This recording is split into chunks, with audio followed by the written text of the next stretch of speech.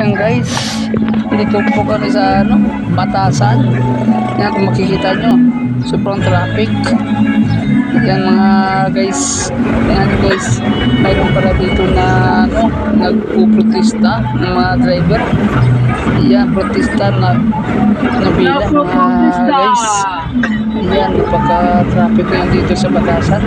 Kung makikita nyo, siksikan talaga ang traffic. Kaya wag po yung ating video guys para makita nyo kung ano ang nangyari dito sa Batasan. Ngayong hapon mo yan. Yan, may lang makikita nyo dito ang daming pulis napalibot sa mga ating magigitin ng mga driver na nagrarally dito mga idol. Yan, makikita nyo. Yan, tuloy lang sa pagtuto mga idol para makikita nyo ang nangyayari dito sa Batasan na to. Yan, kaya pala sobrang traffic. Sa kalagitnaan na kami, sobrang traffic, kaya hindi na kami makaris. Kaya yun, tutok lang yung tutok dito mga idol. Kaya yun, punta nyo yung mga video na ito mga idol para makita nyo ang nangyayari dito sa Batasan Hills.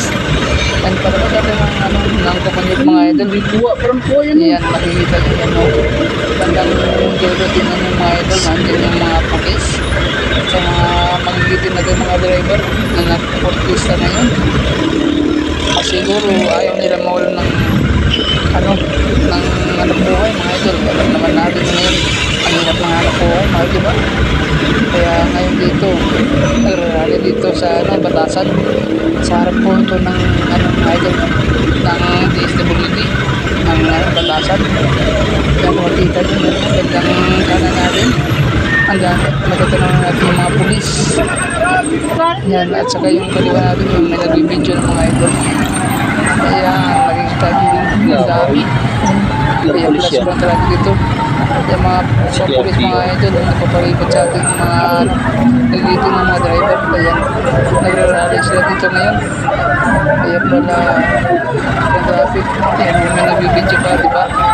Kaya yun na yung mga idol sa gitna, mga magigitin natin mga driver.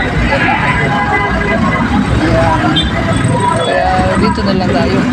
Sa bandang dulo wala ng traffic, kaya mabuhay tayong mga driver at paglaban ang karapatan. Let's go! Ngayong